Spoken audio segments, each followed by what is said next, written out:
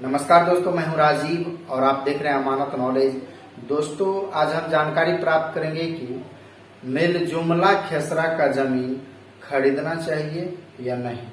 तो दोस्तों, इसी को जानेंगे और जानने से पहले आप हमारे चैनल पर नए हैं तो चैनल को सब्सक्राइब कर लीजिए और बेल आइकन प्रेस कर दीजिए, क्योंकि जमीन संबंधित नॉलेजेबल वीडियो मैं आपके लिए लाता रहता हूँ। चलिए जानकारी प्राप्त करते हैं। तो दोस्तों, मिल जुमला जमीन को लेकर लोगों के मन में बहुत सारा कंफ्यूजन होता है कि मिल जुमला खेसरा का जमीन कोई हमें बेच रहा है तो हमें लेना चाहिए या नहीं लेना चाहिए, या फिर सिंगल खेसरा ही लेना चाहिए। तो दोस्तों, दोनों में कुछ कंडीशन है, उसको समझना है। ठीक है, सबसे पहली बात है कि यदि एक खेसरा में आपको जमीन दिया जा रहा है, एक खेसरा से आप जमीन खरीद रहे हैं, तो उसमें आप स्पष्ट चौहद्दी डलवाएं।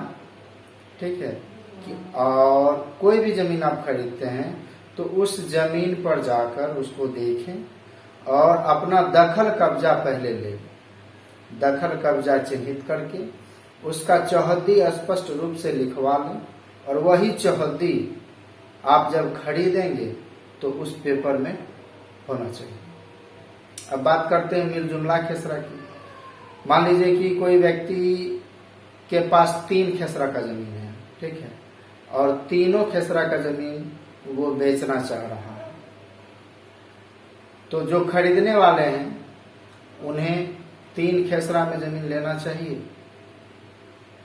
कहने का मतलब है कि जिनके पास जमीन है उनका कुछ कुछ पार्ट जमीन का तीनों खेसरा में, और तीनों खेसरा मिलाकर उनका मान लीजिए कि 5 कट्ठा जमीन है, वो 5 कट्ठा किसी अन्य व्यक्ति को बेच रहे हैं।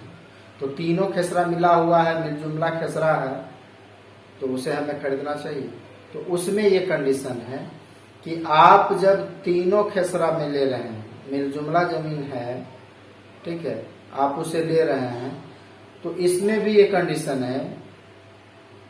2 तरीका, एक तो यह है कि तीनों खेसरा लिखा हुआ है आपके दस्तावेज पर और मिल जुमला करके रकबा दे दिया, तब तो ठीक है। क्योंकि इन फ्यूचर यदि आप इस तरह से दिखाते हैं तो जमीन जब पैमाइश करा के बाद में भी निकालेंगे तो आपका 3 खेसरा कागजात पर चढ़ा हुआ है, तो हो सकता है कि आपको जो चौहद्दी अनुसार जमीन मिला है वह जमीन जो है तीनों खेसरा में भी हो सकता है, या फिर 2 खेसरा में भी हो सकता है, या फिर 1 खेसरा में भी हो सकता है। तो उसमें आपको कहीं कोई दिक्कत नहीं होगी। ठीक है, अब बात करते हैं कि 3 खेसरा का जमीन है, मिल जुमला है, और हम चाहते हैं कि स्पष्ट उसका लिखित हो कागजात में कि कितना रकबा किस खेसरा से मिल रहा है। तो इसके लिए आप अमीन की सहायता से उस जमीन की पैमाइश करा लें और पैमाइश के बाद उसमें देखें कि किस खेसरा में कितना जमीन है। वहां पर जाकर उसका चौहद्दी देख लें और उसी अनुसार आप अपने दस्तावेज में खेसरा वाइज रकबा चढ़वाएं और स्पष्ट रूप से चौहद्दी भी चढ़वाएं। तो इससे क्या होगा कि भविष्य में आपको कोई दिक्कत नहीं होगी। तो मिल जुमला खेसरा का भी जमीन खरीद सकते हैं, ले सकते हैं, लेकिन जो बातें अभी मैंने कहा है उसको ध्यान में रखना है। दोस्तों, उम्मीद करता हूँ समझ गए होंगे। अगर समझ में आ गए तो वीडियो को लाइक और शेयर करना ना भूलें। मिलते हैं नेक्स्ट वीडियो के साथ, तब तक के लिए अलविदा।